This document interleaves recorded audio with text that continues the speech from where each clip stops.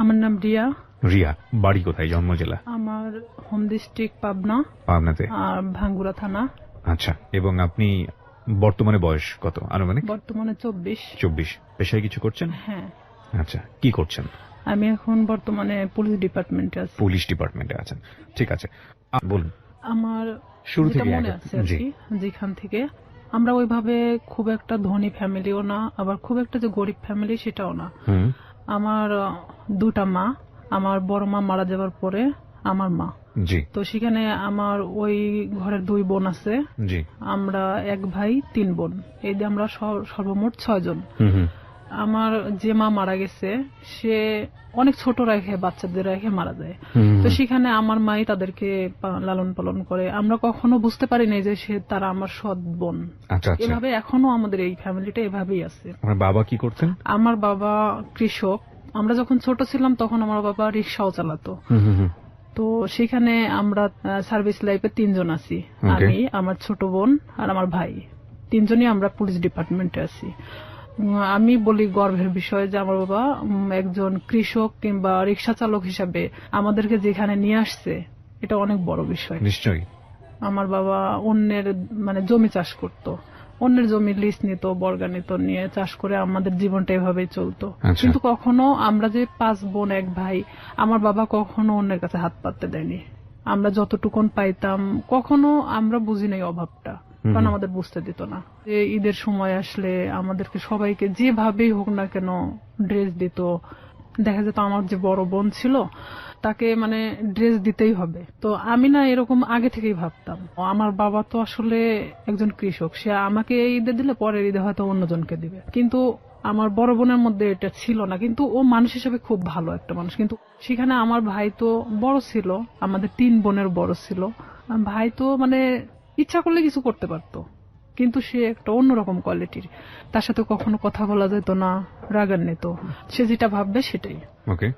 তো এরকম দেখা গেল যে সে যখন এসএসসি পরীক্ষা দেওয়ার পরে সে ফেল করে, কারণ অন্যরকম বন্ধু বান্ধবের সাথে মিশতো, বিভিন্ন করতো। তো বাবা অনেক করতো যে আমার তো একটাই ছেলে আর ভবিষ্যৎ প্রজন্ম তো আমার এটাই। আমার বাবা দেখা যেত আমার ওই 2টা বোনকে বিয়ে দিয়ে দিছে, আমার বড় মায়ের, আর আমার বোন যেটা বড় তাকেও বিয়ে দিয়ে দেয়। তো দেখে আমার চাচা কিংবা আমার ফুপারা সবাই মিলে ভালো ভালো দেখে বিয়ে দিছে। দেওয়ার পরে তো এখন থাকলাম আমি। আপনার বয়স কত তখন? তখন আমার বয়স 13 বছর। আচ্ছা। তখন দেখা যেত বিভিন্ন সময় আমাকে বিভিন্ন ছেলেরা দেখতে আসতো, কিন্তু এটা আমি পছন্দ করতাম না। আমার চিন্তা ভাবনা ছিল পড়াশোনা করব, আমি নিজের পায়ে নাও দাঁড়ালে আমি একটা ম্যাচুরড হওয়ার পরে বিয়ে করব, এরকম আমার চিন্তা ভাবনা ছিল। তো সেখানে দেখা যাচ্ছে যে আমার চাচা চাচিরা যারা আছে আমাদেরকে নিয়ে অনেক রকম কথা বলতো, কারণ তাদের 2 ছেলে 2 মেয়ে, 2 ছেলেই শিক্ষিত, 2টা মেয়ে শিক্ষিত। তো সেখানে তাদের চেয়ে আমরা একটু হলেও নিমছিলাম, কারণ আমার বাবা যখন ছোট ছিল তখন আমার চাচাকে সেই বিয়ে পর্যন্ত সেই পড়াইছে। আমার বাবা ছোট ছিল তারপরও তাকে পড়াইছে আমার বাবা। তো সেখানে আমার ভাইকেও অনেক বোঝানো হয়, সে পড়াশোনা বাদ দিয়ে দেয় অলরেডি, যা তার ভালো লাগে না। ভালো লাগে না, তুমি কিছু একটা করো। আমার বাবার কথা যে কিছু একটা করো, কারণ তোমাকে আমি কত বছর বসায় রাখে খাওয়াবো। আমার ভাই বলে যে আমি কিছু করতে পারবো না, সে একদম চাচাছুলা কথা বলে, বিভিন্ন সময় মাকে মারতে যায়। এক কথায় যে সে অন্যরকম একটা কোয়ালিটির মানুষ। সবার বড় ছিল উনি। হ্যাঁ, উনি কাজ করছে, এগুলো করে, বন্ধু বান্ধবের সাথে মেশে। ও যেখানে 16-17 বছর বয়স, আর ও যাদের সাথে মিশতেছে তাদের 25-26 বছর বয়স। আইসে দেখা যেত কেউ কথা বললে তারাই মারতো ধরে। যেহেতু আমরা ছোট ছিলাম, আমার 5 বোনের মধ্যে আমি সবসময় রুখে দাঁড়াতাম। তো আমি বলতাম, কেন তুমি মাকে মারতে যাবা, দোষটা তো তুমি করছো, তুমি পড়াশোনা করো না, তুমি বন্ধু বান্ধব নিয়ে আড্ডা দাও। তার কথা যে আমি কেন এই কথাগুলো বলবো, তার ইচ্ছা বাবা থেকে টাকা যাচ্ছে ওকে দিতে হবে। নেশা করতো না, কিন্তু তাস খেলতো, এটা খেলতো, সেটা খেলতো। আমার বাবা যখন দিত না তখন দেখা যেত যে ও বিভিন্ন সময় মাঠ থেকে নিয়ে যেত, মাকে জোরপূর্বক ভাবে মাঠ থেকে কারাছেড়া করে নিত, এরকম। তো এই সময়টা কি আপনি লেখাপড়া করছিলেন নাকি? লেখাপড়া আমি তখন স্টাডিং রানিং এ আছি। কোন ক্লাসে পড়ছিলেন তখন? আমি তখন 6-7 এ পড়ছেন। আচ্ছা। আমার ভাই প্রতিনিয়ত আমাকে দেখতে পারে না। ও যদি খাইতে বসে সেখানে যদি আমি যাই, ও ওখান থেকে উঠে চলে যাচ্ছে, কিংবা ভাতের প্লেটটা আর যদি ফেলে দিল, আমি যদি কারোর সাথে কথা বলি, দেখা যাচ্ছে সেটা নিয়ে এসে বাড়িতে তিলকে তাল বানানো হচ্ছে। মানে বিভিন্ন, যেটা ধর্তব্য তুল্যের মধ্যে বলাই চলে না। অলওয়েজ সময় মানে আমার দোষটা খুঁজে বেড়াতো, কারণ আমি সবসময় প্রতিবাদী ছিলাম। আমি আমার বাবার পক্ষে ছিলাম, আমার মার পক্ষে ছিলাম। আমার বাবা যখন কৃষক, উনি যখন মাঠে কাজ করত, আমি হেল্প করতাম। বর্ষার শেষে আপনার রসুন, পেঁয়াজ এগুলো অনেক কিছু গাড়া হয়। ওকে। তো সেই সময় আমি আমার বাবার সাথে গিয়ে আমি ওই পেঁয়াজ রসুন গুলো আমি গাড়তাম। মানে দিনের পর দিন এভাবে আমি জমিতে কাজ করতাম। হ্যাঁ, জমিতে কাজ করতাম। তো এলাকার সবাই বলতো যে এটা যদি অমুকের মেয়ে না হয় ছেলে হতো, ভবিষ্যতে অনেক কাজ হতো। তবে আমি পুলিশ ডিপার্টমেন্টে আসার আগে থেকে আমার স্বপ্ন ছিল যে আমি পুলিশ ডিপার্টমেন্টে জব করব। এটা কেন আপনার স্বপ্ন ছিল? এটা জানি না কেন, নয় যে আমি ছোট থেকে অনেক লম্বা ছিলাম, গ্রামের মানুষ সবাই আমাকে সেনাবাহিনী বলে ডাকতো। তো সেখানে দেখা যেত আমার মধ্যে সেই সময় থেকেই একটা জিনিস কাজ করতো যে আমি একটা ডিফেন্সে জব করবো। ডিফেন্সে জব করবেন? আচ্ছা। হ্যাঁ, এটা আমার মধ্যে ইচ্ছা ছিল তখন থেকেই। তো সেখানে আমি যখন বাবার দিকটা দেখতে গেলে আমার পড়াশোনার দিকটাকে একটু হলেও পিছিয়ে যেতে হয়। শুক্রবার সারাদিন আমি আমার বাবার সাথে কাজ করতাম। সে ধান নিয়ে আসতো, আমি তার বোঝা উঠায় দিতাম মাথায়, যে মানে অনেক দূরে, আমার বাড়ি ছেড়ে না হলে 1-1.5 কিলো দূরে। অথচ আমার ভাই কখনো কাজ করতো না। আমার 5 বোনের মধ্যে আমি মানে সবচেয়ে একজন প্রিয় মানুষ ছিলাম। ওকে। আবার নিরীহ একটা বাচ্চা ছিলাম। তো এর মধ্যে আমি যখন 7-এ, যখন আমি উঠি 7-এ ওঠার পরে, তখন আমি হ্যান্ডবল খেলাতে নাম দিই স্কুলে। তো স্কুলে যখন আমি হ্যান্ডবলের নাম দেই, তখন সেখানে আমি এসএসসি পর্যন্ত খেলাধুলা যখন করছি, তখন আমি কিন্তু রাজশাহী বিভাগ পর্যন্ত খেলছি। ওরে বাবা! আমার ইচ্ছা ছিল যে আমি একসময় খেলোয়াড় হব। আচ্ছা। তো এখান থেকে আমার এক বেস্ট ফ্রেন্ড ছিল রূপা। রূপার বাড়ি আর আমার বাড়ি 2 বাড়ি পরে। তো রূপার সাথে আসলে কেউ মিশতো না, কারণ ওর বাবা নিজে থেকে ওকে গানের জগতে ঠেলে দেয়। গান তো দূরের কথা, ওকে নিয়ে মানে এক ধরনের দেহ ব্যবসা করানো হয়। ওর বাবা নিজেই করাতো, যেটা ওর পছন্দ ছিল না। ও আমার সাথে ডিসকাস করতো। এই জিনিসটা আমার ভাই আরো মানে নিতে পারে না, যে কেন আমি রূপার সঙ্গে মিশি। কিন্তু রূপা আমি একই ক্লাসে একই সাথে পড়াশোনা করতাম। বিভিন্ন সময় আমার কাছে আসতো, মানে বইয়ের জন্য কিংবা কোনো কিছুর জন্য। এটা নিয়ে আমার সাথে অনেক সিনক্রেট করতো, আমারে মারতো ধরে। একদিন আমার বইগুলোই পোড়ায় দিছে, যে তোর বই পোড়ায় দিলে তাহলে তোর কাছে আসবে না সে। আমি অনেক কান্নাকাটি করি। পরে আমার বাবা আবার বই কিনে দেয়। রূপার সাথে আমি তখন গভীরভাবে মিশে যাই, যে কেন তার সাথে আমাকে মিশতে দিচ্ছে না। আমি তার সাথে মিশতে থাকি। আমি যখন 8-এ উঠবো, সে সময় রূপা হঠাৎ করে একদিন মানে ঘুমের ট্যাবলেট খায়। মানে আপনি জানতেন না ওর ঘুমের ওষুধ খাওয়ার কারণটা কি? ওর ঘুমের ওষুধ খাওয়ার কারণটা আমি জানতাম, আগে থেকে জানতাম, কিন্তু ও যে সেদিন খাবে এটা আমি জানতাম না। কারণ ওর বাবা নিজে থেকে দেখা যেত এমন এমন মানুষকে টাকা নিয়ে তার সাথে থাকতে বাধ্য করতেছে, যেটা হয়তো একটা মেয়ের পক্ষে সম্ভব না। যে রূপা এই জিনিসটা পছন্দ করতো না, আর তারপর ওর বাবা এটাকে বাধ্য করতো। ওর পুরো ফ্যামিলি ওকে বাধ্য করতো। তো সেখানে ও অনেক কান্নাকাটি করতো আমার কাছে আসে। তো এর মধ্যে ও একজনকে পছন্দ করতো, নাম হলো আনন্দ। উনি ছিল হিন্দু, রূপা মুসলমান। ও একজন বিবাহিত ছেলে ছিল। ভালোবাসার প্রলোভন দেখে অনেকদিন ওকে ইউজ করছে। আনন্দ ওকে মানে ফুললি না করে দেয়, তখনও এই কাজটা করছে। তো ও যখন এই কাজটা করবে, তার কিছু সময় আগেও আমার কাছ থেকে ঘুরে গেছে। ও যে 2 দিন খাইছিল না, এটাও আমি জানতাম না। তো এর মধ্যে গিয়ে ও অত ঘুমের ট্যাবলেট খেয়ে নিছে। নেওয়ার পর পরের দিন সকালবেলা রূপার মা আমাদের বাড়িতে আসছে। আমার মেয়ের কি হয়েছে, আমার ভাই ওখানে বসে। তো বলতেছে ও ঘুম থেকে উঠতেছে না, ওর মুখ দিয়ে টিয়া বের হচ্ছে। আমি কিছুই জানতাম না তখন পর্যন্ত, বিষ খাইছে না ঘুমের ওষুধ খাইছে না কি খাইছে। তখন আমি চলে গেলাম ওদের বাড়িতে। যাওয়ার পরে দেখি যে হ্যাঁ, ওর মুখ দিয়ে অনেক গুলটানি বেরোচ্ছে। তখন আমি ওকে অনেক জাগানোর চেষ্টা করি, তো জাগে না। পরে আমি জানতামও না যে ও কি খাইছে। তখন ভাবতেছি যে কে আসলে হসপিটালে নিয়ে যাওয়া উচিত। ওর মা ওর বাবা কি করলো, ওকে উঠায় রাস্তায় ফেলে দিয়ে গেল, যে তোর বেস্ট ফ্রেন্ড মারা গেলে তুই দায়ী। তখন আমার ভাই তো আমার ওখানে খুব মারলো। আমার বাবা আমাকে কখনো গায়ে হাত তোলেনি। আমার বাবা অনেক বকাঝকা দিল, গালি দিল, যে কেন অনেকবার নিষেধ করা হয়েছে ওর সাথে মিশতে, কেন মিশলা। তখন আমি এটাও ভাবতেছিলাম যে আসলে আমার ভুল ছিল, কারণ সে কখন কি করে বসবে, তার লাইফে তো এতটাও ভালো মুহূর্ত নাই। তো ওই মুহূর্তের জন্য ভাবতেছিলাম। তো আবার এটাও ভাবতেছিলাম কোন মানুষের তো জীবনের কারোর সাথে ডিসকাস করা দরকার, সে নাই আমাকেই বেছে নিয়েছিল।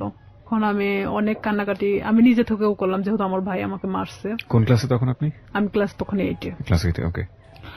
তখন আমি অনেক কান্নাকাটি করার পরে তখন তারপরেও আমি ওকে ছাড়তেছি না, যে ও যদি মারা যায় তাহলে তো এটা তো আমার প্রবলেম হয়ে যাবে। তো আমি আমার বাবাকে অনেক রিকোয়েস্ট করলাম, চলো আমাদের বাড়িতে নিয়ে যাই। এলাকার কিছু ডাক্তার আছে যে ওই যে সাইকেলে করে ডাক্তারি করে বেড়ায়, তো ওনাকে নিয়ে আসা হলো। তখন উনি বলতেছে যে আসলে ওকে হসপিটালে ভর্তি করা উচিত, ওকে এখানে রাখলে মারা যেতে পারে। তখন আমরা নিজে থেকে তাকে হসপিটালে ভর্তি করি। তার 3 দিন পরে সে একটু স্বাভাবিক হয়। তখন আমি ওকে ওখানেই জিজ্ঞেস করি, রূপা কেন তুমি এটা করছো, আর তোমার জন্য তোমার ফ্যামিলি আমাকে হ্যারেস করতেছে। রূপা ও তো তখন খুব একটা ভালো কথা বলতে পারতো না। রূপা বলতেছে যে কেন আমাকে এই ধরনের কাজ করতে বাধ্য করা হয়। তো এখানে এলাকার লোকজনও ওনাদেরকে এক ঘরে করে রাখছিল। যে লোকটার সাথে এটা করা হয়েছিল সেই লোকটা এসে ওর বাবার চাপ দিছিল টাকার জন্য, যে যেহেতু তার মেয়ে এটা করবে না তাহলে তো 10,000 টাকা নিছে, টাকাটা তো ফেরত দিতে হবে। ও যখন ঘুমের ট্যাবলেটটা খাইছে, খাওয়ার আগে অনেক মারা হয়েছিল, পুরো শরীরটা ফাটানো ছিল। পরে ও আমাকে বলল যে দেখ আমাকে এভাবে মারছে, আমি কেন বাইসে থাকবো। আর তা আমি ওকে ডিরেক্টলি এভাবে বললাম যে তুই ঘুমের ট্যাবলেট কেন খালি, তুই তো বাইসে আসিস, পারলে মারা যাতিস, তো এভাবে বেঁচে থাকার সে মারা যাওয়াটা অনেক ভালো না। তো ওরা হলো 2 বোন, সেখানে আমার বাবা যদি 5টা মেয়েকে পালতে পারে, সে কেন 2টা মেয়েকে পালতে পারবে না? তার বাবার জমি আছে, কিন্তু আমার বাবার তো কোনো জমি নাই। তাকে আমি এই কথাগুলো বোঝাতে থাকি যে রূপা দেখো, তুমি নিজে থেকে এখন নিজেকে দাঁড়ানো শেখো। তো সেখানে রূপা বাড়িতে আসে, ও ওখান থেকে চলে যাওয়ার সিদ্ধান্ত নেয়, যে যেখানে ইচ্ছা চলে যাবে। তখন আমি বলি না, এটা অসম্ভব। আমার মাও বলে যে আমার মেয়েকে যেখানে জড়ানো হয়েছে সেখানে তো তুমি এখান থেকে চলে গেলে তখন তারা আরো পেয়ে বসবে। তুমি তোমার বাড়িতে যাও, বাড়িতে যাওয়ার পরে সবার সামনে বলো যে আমি এই ফ্যামিলিতে থাকতে চাই না, তারপরে তুমি যেখানে ইচ্ছা চলে যাও। পরে তাকে আমরা বাড়িতে নিয়ে আসি। নিয়ে আসার পরে আমার বড় চাচা, তারপরে এলাকার কিছু লোকজন, চেয়ারম্যান নিয়ে তার বাড়িতে যাওয়া হয়। যাওয়ার পরে রূপা এক কথায় বলে যে আমি এগুলো করতে পারবো না, যার কারণে আমি সুসাইড করতে চাইছি। তো এখানে তো আসলে রিয়ার সাথে কোনো ইয়ে ছিল না, ও আমার সম্পর্কে জানতো এটাই। তখন ওর ফ্যামিলির সামনে, সবার সামনে যখন এই কথাটা বলার পরে তখন ওর ফ্যামিলি বলতেছে যে না, ওকে ফুসলাইছে, ও ঠিক আছে আমাকে দোষ দিচ্ছে। ও সবার সামনে বললো না, ওর কোনো দোষ নাই, আমি আজকে থেকে এখান থেকে চলে যাবো, আমার যেখানে ইচ্ছা চলে যাবো, আমি এই ফ্যামিলিতে থাকতে চাই না। তখন ও নিজের ইচ্ছায় ওর বাসা থেকে ওর কাপড় চোপড় যা ছিল নিয়ে বের হয়ে চলে যায়। তো সেখান থেকে আমি এক কথায় যে নিঃসঙ্গ হয়ে পড়ি, একা। তখন দেখা যাচ্ছে যে আমার ভাইয়ের সাথে একটা ছেলে পড়তো, ছেলেটার নাম হলো শামীম। তো এই শামীম, আমি তাকে তখন ভাই বলে ডাকতাম, যেহেতু আমার ভাইয়ের ফ্রেন্ড। তো আমাদের বাড়িতে অনেক আগে থেকে ওঠা বসা, সেটা আমি বলতে পারবো না যে কবে থেকে, আমার মনে হয় যে জ্ঞান হওয়ার পর থেকে তাকে দেখতেছি। সে আমাদের বাড়িতে ওঠা বসা করতো, আমি ওইভাবে কখনো তাকে দেখি নাই। আমি আবার কিছু জিনিস নিয়ে ভাবতাম যে আসলে আমার কিছু করা দরকার, পড়াশোনার খরচটাও বেড়ে যাচ্ছে, আর এখানে দেখা যাচ্ছে যে আমি নিজের পায়ে এখন থেকেই দাঁড়াতে চাই। তো সেখানে আমার বাসাটা আসলে প্রপার থেকে 1 কিলো ভিতরে, খুব একটা দূরে না। মাঝখানে একটা অফিস আছে, ডিশ লাইন অফিস। তো সেই ডিশ লাইন অফিসে মেয়েদেরকে নিয়োগ দেওয়া হচ্ছিল যে তারা বিল কালেক্ট করবে। তো 4,500 থেকে 5,000 টাকা বেতন হবে। আমি যদি এই কাজটা করি তাহলে দেখা যাচ্ছে যে অন্তত আমি আমার নিজেকে নিজে চালাতে পারবো, এমনকি আমি একটু হলো নিজের লাইফটাকে বুঝতে শিখবো। তো ওনারা বলতেছে যে তুমি আমাদের ফিক্সড বেতন হলো 4,500 টাকা, আমরা তোমাকে কিছু এলাকা দেব, সেই এলাকাটা নেওয়ার পরে তুমি যদি চাও যে হ্যাঁ আমি তার চেয়ে বেশি নিতে পারবো, তাহলে তোমার বেতনটা বাড়বে। আর যদি তুমি সেই এলাকার মধ্যেই থাকো যে এর চেয়ে আমি বেশি পারবো না, তাহলে তোমার 4,500 টাকার বেশি হবে না। আমাকে সব কথা খুলে বলা হয়। প্রথম মাসটা আমি 350 কার্ড নেওয়া হয়, 4টা এলাকায় 350 কার্ড ছিল, 350 ডিশ লাইন ছিল। তখন আমার তো নিজের এলাকা, প্রপার থেকে আমার বাড়ি যতটুকুন দূরে এতটুকুনের মধ্যে সবকিছু। তো এক একটা বাড়িতে দেখা যাচ্ছে 2টা-3টা করেও ডিশ লাইন থাকে। তো 350 কার্ড খুব একটা বেশি জায়গা না। আমার ভাই এটা পছন্দ করতো না, কিন্তু আমার বাবা পছন্দ করতো।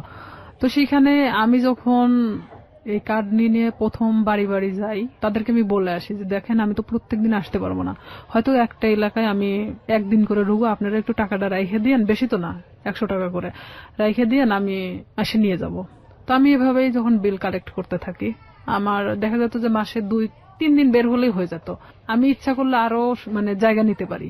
ডিশ লাইনে আপনি মেয়ে হয়ে হয়ে বিল কালেক্ট করতেন, কোনো সমস্যা হতো না? আমাদের ওখানে সবাই মানে মেয়েরা করে সব কাজ। আচ্ছা আচ্ছা, ওকে, খুব ভালো তো। হ্যাঁ, তো আমি আমার স্কুল শেষ করে আমি যখন হাঁটে আসতাম ওই এলাকা দিয়ে, তখন আমি ওই বিল কালেক্ট করতে করতে চলে আসতাম। এটা শামীমের বাড়ির মধ্যেও পড়ছে আমার এলাকাটা। জি। তখন শামীমের বাসা তো ওই ডিশ লাইনের অফিস থেকে 200-300 গজ দূরে হবে। একদিন হঠাৎ করে শামীম আমাদের বাড়িতে আসে। উনি কি মানে সম্পর্কে কি হতো আপনাদের? সম্পর্কে আমার ভাইয়ের বন্ধু। আপনার ভাইয়ের বন্ধু হতো? হ্যাঁ, ওইভাবে চিনা, কিন্তু আমি কখনো কথা বলতাম না। হঠাৎ যদি কথা বলতাম মানে ভাইয়া হিসাবে কথা বলতাম। সে আমার 10 বছরের সিনিয়র ছিল। উনি আমাকে একদিন এসে খোঁজ করে আমার মার কাছে। মাকে এসে বলতেছে যে রিয়া কোথায়? তো আমার মা বলতেছে ভিতরে আছে। এখন আমাকে ডাক দিল, আমি আসলাম। তো বলতেছে যে তোমার নাম্বারটা দেওয়া যাবে? তো বললাম কেন? আমার মার সামনে বলতেছে। তো বললাম কেন? তো বলতেছে যে আসলে আমার তো 2 মাসের বিল দেওয়া হয় নাই, তো আমি তো এই মাসেও দিতে পারবো না, তো যখন দিব তখন তোমাকে আমি ফোন দেবো। তো বললাম ঠিক আছে। যেহেতু ভাইয়ের বন্ধু, সেখানে তো আমি কখনো এ ধরনের কোনো কিছুই ভাবি নাই তাকে নিয়ে। আমাকে যেদিন নাম্বারটা নিয়ে গেছে তার পরের দিন রাত্রে ফোন দেয়। এটা হলো 2007 সালের ঘটনা। আমি তখন ক্লাস 8-এর শেষের দিকে। আমি ফোনটা রিসিভ করলাম। রিসিভ করার পরে সে কথা বললো না, আর আমি ওনার নাম্বারটা চিনতামও না। কথা বলে না। তো 2-3 বার আমি ফোনটা রিসিভ করলাম। রিসিভ করার পর তখন রাত 12টা বাজে। আর 2007 সালের ওদিকে 12টার পরে যে 25 পয়সা মিনিট ছিল, তো সেই সময় ও আমারে ফোন দিত। তো ফোন দিত, আমি কথা বলি যে কে কে এরকম বলতাম। আর তখন ওইভাবে আসলে ব্ল্যাক লিস্ট এটা সেটা বুঝতামও না। তো ওইভাবে তো ফোনটা ব্ল্যাক লিস্টও করতে পারতেছি না।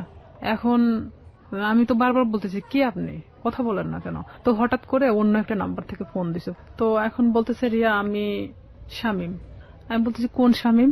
তো বলতেছে যে তুমি আমাকে চেনো না? আমি বললাম না। তো আমি তখন বুঝতে পারছি যে শামীম বলতে তো উনি হবে। তো আমি বলতেছি না, আমি তো ঠিক চিনলাম না, আপনি কে? তো বলতেছে যে আমি তোমার ভাইয়ের বন্ধু। তো আমি বললাম হ্যাঁ বলেন, তো এত রাত্রে ফোন দিচ্ছেন কেন? তো বলতেছে যে তোমার সাথে আমার কিছু কথা ছিল। তা আমি বললাম ঠিক আছে বলেন, সমস্যা নেই। তো বলতেছে যে তোমারে কেউ একজন পছন্দ করে। তো আমি জানতাম, আমার এক ক্লাসমেট ছিল, ওর নাম ছিল হামিদুল। তো ও আমাকে এর আগে ঠিক 4-5 দিন আগে আমাকে মানে প্রপোজ করে, যেটা আমি অ্যাকসেপ্ট করি না। না করাতে তো আমি ভাবলাম যে ওরই বাড়ির পাশের, আবার ভাবলাম যে হয়তো ওকে ওই কথাটা বলছে যার কারণে আবার আমাকে এটা জানাচ্ছে। তো আমি বলতেছি আমি জানি যে কে। তো বলতেছে কে? তো বললাম হামিদুল। আমি ওকে পছন্দ করি না, ওকে নিষেধ করে দিয়েন, ও যেন আমাকে এই ধরনের মানে প্রস্তাবনা না দেয়। তখন বলতেছে আমি তো এটা জানতাম না যে হামিদুল তোমাকে পছন্দ করে। তা আমি বলতেছি তাহলে আপনি কার কথা বলতেছেন? তো বলতেছে যে আমি আমার নিজের কথাই বলছি। সে ডিরেক্টলি এভাবে বলতেছে যে আমি আমার নিজের কথাই বলতেছি। সে যখন এইভাবে বলতেছে যে আমি আমার নিজের কথা বললাম, তখন আমি এক মুহূর্তের জন্য চুপ হয়ে গেছি যে সে কি বলে, এটা কি আদৌ সম্ভব যে আমার ভাইয়ের বন্ধু, তারপরে আমার চেয়ে 10 বছরের সিনিয়র। তো আমি সেখানে না বলে দেই, যেটা ভাই কখনোই সম্ভব না। কারণ আপনি বলা চলে যে এটা বড় ফ্যামিলির ছেলে, সেখানে আমি কিন্তু এটাতে রাজি না, আপনি অন্য কোথাও দেখতে পারেন। আমি ডিরেক্টলি ভাবে বলে দিলাম। কারণ তখন পর্যন্ত আমার মধ্যে ইচ্ছা ছিল যে আমি শুধুমাত্র বড়ই হব, নিজের লাইফে এমন কিছু করব যেটা হয়তো সবার কাছে আমি উঁচু গলায় বলতে পারবো যে আমি লাইফে এত কষ্টের পরেও এখানে এসে দাঁড়াইছি। তো সেখানে ওর সাথে আমি ওখানেই শেষ করে দেই কথা। শেষ করে দেওয়ার পর আমি ওকে বলি যে আপনি আমাকে কখনো ফোন দিবেন না, আর যদি ফোন দেন তাহলে কিন্তু আমার ভাইকে বলে দেব। তখনও বলে যে না, বলার দরকার নেই, আমি কখনো ফোন দিব না। পরে আমিও চুপচাপ থেকে যাই, যেহেতু এটা তার আর আমার মধ্যে কথা হয়ে গেছে, আর সে তো আমাকে ফোন দিবে না বলছে। তো পরে যখন ও তার 5 দিন পরে আমারে ফোন দেয়, আমি তখন একটা এলাকাতে ছিলাম, মানে বিলটা ওঠাচ্ছিলাম, সে সময় আমারে ফোন দিছে অন্য একটা নাম্বার থেকে। তার যে কতগুলো নাম্বার ছিল আমি নিজেও বলতে পারি না, তার অনেক নাম্বার ছিল। সে বিভিন্ন সময় বিভিন্ন নাম্বার থেকে আমাকে ফোন দিত। বিভিন্ন ছেলেদের সাথেও কথা বলাতো, মানে হঠাৎ করে একটা অন্য কণ্ঠ। আমি যখন মানে বলতেছি কে আপনি, এটা সেটা জিজ্ঞেস করতেছি, তখন দেখা যাচ্ছে যে আবার ও ফোনটা মানে নিচে নেওয়ার পরে বলতেছে আমি অমুক। তা আমি যখন বললাম যে আচ্ছা আপনি এরকম কেন করতেছেন আমার সাথে, পরে ও এটা নিয়ে বলতেছে রিয়া আমি সিরিয়াস তোমাকে পছন্দ করি। তো আমি বললাম ঠিক আছে পছন্দ যখন করেন, এটা তো আসলে পছন্দের বিষয় হলো এমন একটা জিনিস থাকে, সেটা হলো যে কিছু জিনিস আছে যে সুন্দর, কিন্তু সেটা আমার জন্য না। ওকে। তো সেখানে আপনি একটা বড় লোক ফ্যামিলির ছেলে, আপনার সাথে সম্পর্ক হওয়া এটা আমার জন্য অনেক ওই ছিঁড়া কাঁথায় শুয়ে লাখ টাকা স্বপ্ন দেখার মতো, এটা কখনোই সম্ভব না। পরেও আমাকে বলে যে না, আমি সত্যি সিরিয়াস বলতেছি, আমি তোমাকে খুব পছন্দ করি। পরে আমি পুরোপুরি সিম কার্ডটাই চেঞ্জ করে দিই, যে তার সাথে সম্পর্ক করা আমার মোটেও পসিবল ছিল না, এটা তো অসম্ভব একটা জিনিস। তখন সে আমাকে নেক্সট বার সে আমার সাথে মানে বাজারে দেখা হয় যখন, তখন আমারে বলতেছে রিয়া বিলটা নিয়ে আসিও। তো তখন আমি বলি যে এখানেই দিয়ে দেন, আমি তো এখানেই আছি, কার্ডটা আমার সঙ্গেই আছে, আপনি এখানেই দিয়ে দেন। তো বলতেছে না আমার কাছে তো এখন টাকা নেই, বাসায় যেও, বাসায় যেয়ে নিয়ে আসো। তো আমি তো জানি বাসা তো এমন একটা জিনিস যেখানে সবাই থাকে, বাবা মা ভাই বোন সবাই তো আছে। ওকে।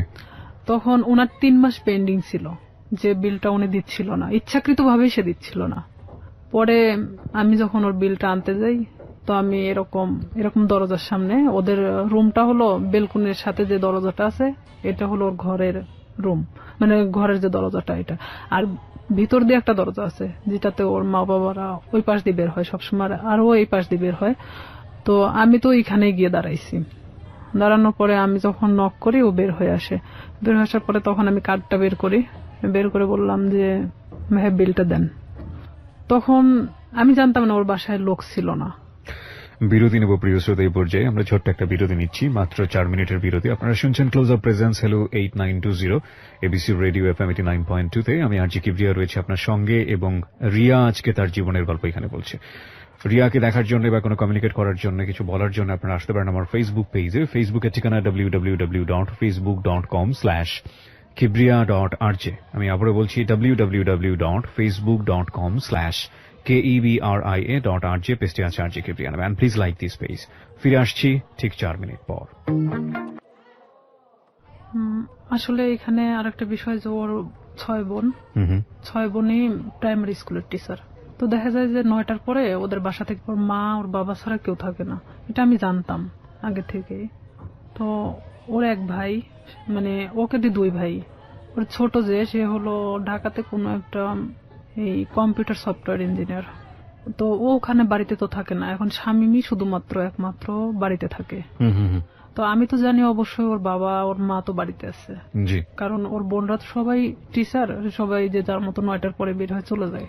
তো এখানে আমি তো গেছি তখন 11:30 বাজে, সেদিন আমি স্কুলে যাইনি, না যাওয়া তো ওখানে গেছি। যাওয়ার পরে এখন আমি ওর যখন ঘরে নক করি, দরজায় নক করার পর ও বের হয়ে আসে, মানে দরজার ওই ভিতর পারে আর আমি বাহির পারে দাঁড়িয়ে। তো আমি কার্ডটা তো হাতে আমার আছেই বের করানো, আমি তখন কার্ডটা ওনাকে দেখে বলি যে আপনি তো 3 মাস পেন্ডিং আছে, তো আপনি বিলটা যদি দিতেন ভালো হতো, আর না হলে ডিসলাইন মানে ডিসকানেক্ট করা হবে। তো এখন ও বলতেছে ঠিক আছে আমি টাকাটা নিয়ে আসতেছি। ভিতরে গেল, ভিতরে যাওয়ার পরে বের হয়ে আসলো, বের হয়ে আসার পরে আমাকে বলতেছে দাও কার্ডটা দাও, মানে ওখানে সিগনেচার করা হয়। তো কার্ডটা নিয়ে ও ভিতরে চলে গেল। তো সিগনেচার তো ওখানে দাঁড়াই করতে পারতো, তারপরও ভিতরে চলে গেল। আমি কিছু বললাম না, আমি চুপচাপ ওখানে দাঁড়াইছি, যেহেতু আমাকে এর আগে প্রপোজ করছে, সেখানে ওর সাথে আমার ওইভাবে কথা বলার কোনো রুচিও জাগতেছে না, কিন্তু আমি একটা কাজের ক্ষেত্রে দেখা যাচ্ছে এটা আমি বাধ্য। তো সেখানে আমিও চুপচাপ দাঁড়াই আছি। ও ভিতর থেকে আসলো, ভিতর থেকে কার্ডটা রেখে আসছে। তাই আমি বলতেছি ভাইয়া কার্ডটা তো রেখে আসলেন, কার্ডটা নিয়ে আসেন। তো বলতেছে যে আসে নিয়ে যাও, এসে নিয়ে যাও। তাই বললাম এটা কি ধরনের কথা, আমার কার্ডটার প্রয়োজন নেই, আমি চলে গেলাম। তো এই বলার পরে ওই আমার থাপ্পড় দিয়ে মানে হাতটা চেপে ধরে। তো ওর বাসাটা এমন কোয়ালিটির একটা জায়গায়, যদিও প্রপারের মধ্যে, মানে পাশে একটু ফাঁকা জায়গা আছে, ওর আশেপাশে মানে কোনো বাড়ি নেই। তো এখানে ওদের বিল্ডিং করা বাড়ি, ছাদ ঢালাই, আর ঠিক এরকম একটা কোয়ালিটির যে রুমটা খুব একটা বড় না খুব ছোট না, সেখানে দেখা যাচ্ছে যে থাইটে লাগানো। তো সেখানে যদি ভিতরে থাই গ্লাস গুলো লাগানো, তো এখানে যদি ভিতরে একজনকে নিয়ে যাওয়া হয় বাইরে কিছু শুনতে পাবে না। ও আমাকে যখন হাতটা মানে থাপা দিয়ে মানে এভাবে ধরে ফেলে, তখন আমি মানে ওর দিকে একবার তাকাই। ও কি করলো, আমার বাম হাত দিয়ে মানে আমার মুখটা চাপ দিয়ে ধরে, ধরার পরে এক ধাক্কা দিয়ে মানে ওর ভিতরে, দরজার ভিতরে ঢুকায় দেয়। যেহেতু আমি দরজার সামনে দাঁড়াইছিলাম, তখন আমি ভিতরে যাওয়ার পর আমি বলতেছি যে আপনি কেন এগুলো করতেছেন, এটা কেন করতেছেন? আমি তো আপনাকে পছন্দ করি না, আর আপনি আমাকে মানে প্রপোজ করছেন, প্রপোজ করার মানে কি এটা যে আপনাকে সে বাধ্য মানে আপনার সাথে সম্পর্ক করতে?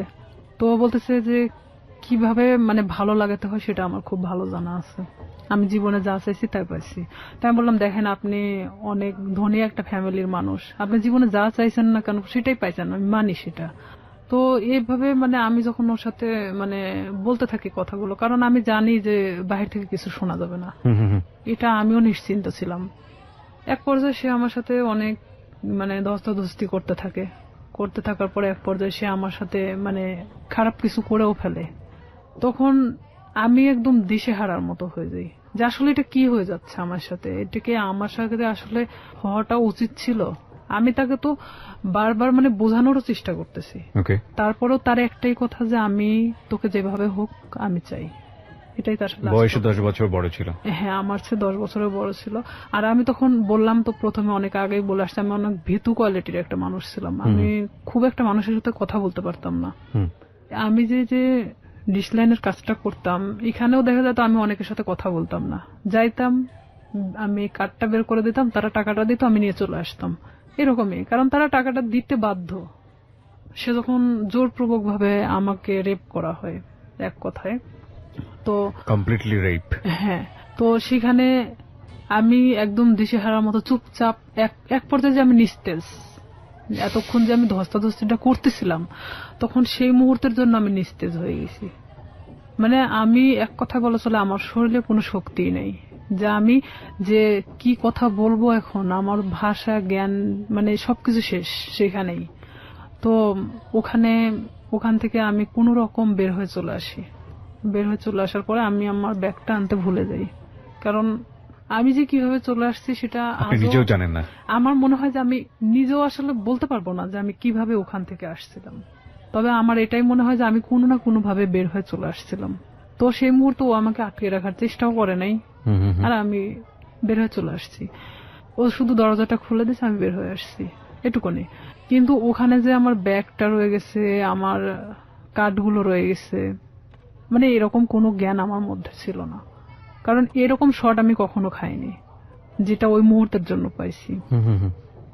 তখন আমি বাড়িতে চলে আসি ডিরেক্টলি। বাড়িতে আসার পরে আমার মা জিজ্ঞেস করে তোর ব্যাগ কোথায়। তো এখানে আরো একটা কথা, আমি আরেকজনের সাথে মিশতাম, সে আমার সম্পর্কে ভাগ্নি হয়, সাথী নাম। সে অবশ্য 2013 সালে সুসাইড করছে, মারা গেছে সে। সাথীদের বাড়িতে আমি উঠা বসা করতাম মাঝে মধ্যেই। তো আমি মারা এভাবে বলতেছি, মা আমি মনে হয় সাথীদের বাড়িতে রেখে আসছি, কিন্তু আমি কিন্তু শিওর না, আমি এমনি তাকে বোঝানোর জন্য যে আমি সাথীদের ওখানে মনে হয় ব্যাগটা রেখে চলে আসছি। তাই আমার মা কিছু বললো না, কারণ সাথীদের বাড়ি আমার বাড়ি থেকে 5-6 বাড়ি দূরে। তো সেখানে মা আমাকে আর কোনো কথা বললো না, আমি আমার রুমে চলে যাই, আমি একা এক ঘরে থাকতাম। আচ্ছা। তো আমি আমার রুমে ঢোকার পরে চুপচাপ একা একা কান্না করি, কারণ আমি এই কথাগুলো আমি কারোকে বলতেও পারতেছি না, কারণ এটা সম্ভব না। এখনকার লাইফে হয়তো সম্ভব, কারণ এখন আমরা অনেকটাই বুঝতে শিখছি, অনেকটা প্রতিবাদী হওয়া শিখছি, কিন্তু আজ থেকে 2007 সাল মানে অনেকটা দূরে ছিল। আর তখন গ্রামের মানুষ মানে এগুলো নিয়ে অনেক ভয় পেত, যে আমার সাথে ঘটে যাওয়া ঘটনা যদি আমি কারোকে প্রকাশ করি, লাইফে আমারই অনেক ক্ষতি হবে, দেখা যাবে আমাকে অনেকেই বলবে যে রেপিস্ট একটা মেয়ে, এ ধরনের ইঙ্গিত করবে। যার কারণে আমি চুপচাপ মানে কোনো কথা না বলে কারোকেই বলিনি, আমি সব নিজের মধ্যে রাখি। এভাবে যখন আমি নিজের মধ্যে রাখি, শামীম আমাকে বারবার ফোন দেয়, আমি ফোনটা রিসিভ করি না।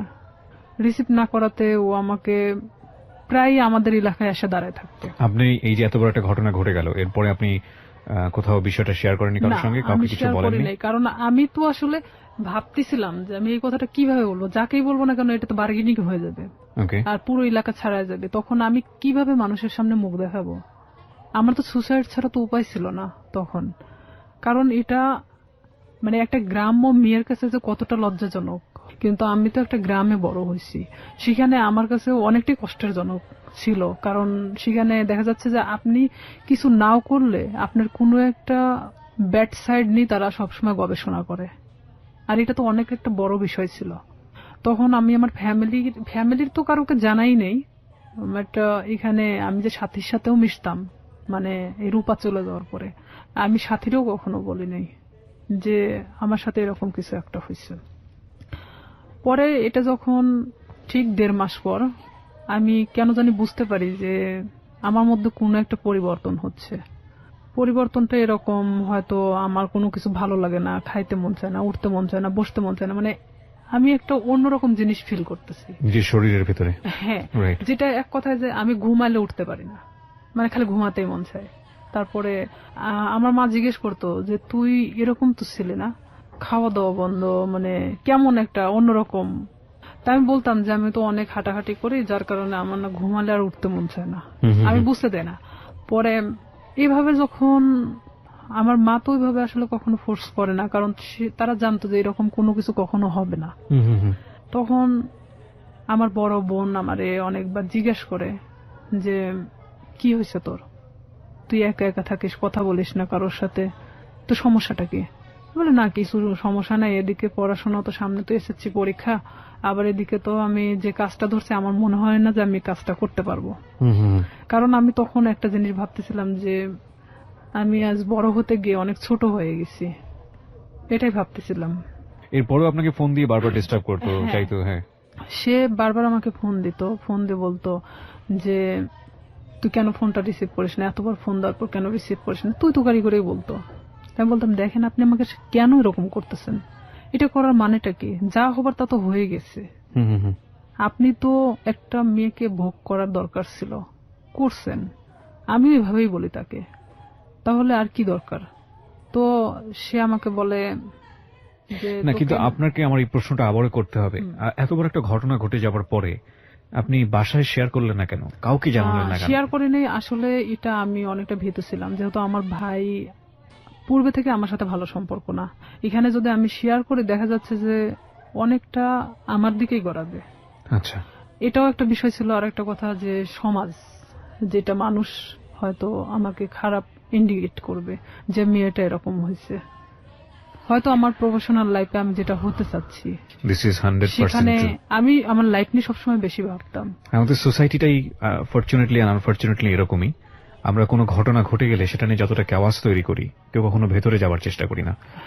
এবং সেটার রিফ্লেকশন ইদানিং ফেসবুকে এত বেশি দেখা যায় যে সামটাইমস উই ফিল অ্যাশেমড, লজ্জিত হই। আমাদের আসলে প্রত্যেকটা জিনিসই একটা জিনিস কি, আমরা যে কথাটা বলি, আমরা যে কাজটা করি বা যাই করি না কেন, সেটা কিন্তু শুধুমাত্র আমি না, আমার ফ্যামিলি, আমার বেড়ে ওঠা, আমার সবকিছুকে ফোকাস করে। আর কোনো একটা মানুষের কোনো পার্টিকুলার বিষয় ধরে সে বিষয়টা নিয়ে নাড়াচাড়া করা, কাউকে খুব সোজাভাবে মন্তব্য করে দেয়া, বিশেষ করে এই যে রেপের মতো ঘটনাটা, যেটা হলে আমাদের সমাজে সবসময় মেয়েদের দিকে আঙ্গুল তোলা হয়, ভিকটিমের দিকে আঙ্গুল তোলা হয়। এবং দেখবেন যে পত্রপত্রিকায় যখন সংবাদ আসে, আমরা আমাদের সামাজিকতার কথা ভেবে ওই মেয়েটাকে আমরা সামনে আনি না, ফোকাস করি না, তার ছবি প্রকাশ করি না। কেন করি না এই কারণে সামাজিকতায় সমস্যা হবে। তার মানে আমাদের সামাজিকতা কতটা দুর্বল। একজন মানুষ, আমি সম্ভবত ইন্ডিয়াতে এরকম একটা কেস আমি দেখেছিলাম যে সে রেপড হয়েছিল এবং সে ভিকটিম বলতেছিল যে আমি কোথাও ফেস লুকাবো না, আমি টেলিভিশনে গিয়ে সাক্ষাৎকার দেবো, আমি বলবো আমার সঙ্গে এটা হয়েছে ওটা হয়েছে। আমি কেন ফেস লুকাবো, আমি তো কোনো অপরাধ করিনি।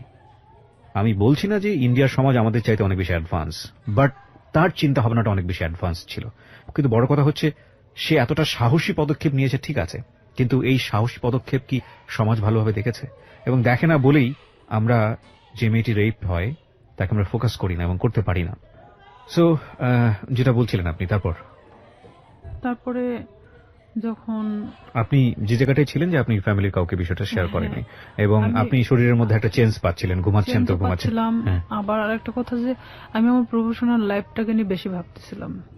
এটা আমার ছোট থেকে স্বপ্ন ছিল পুলিশ হওয়ার।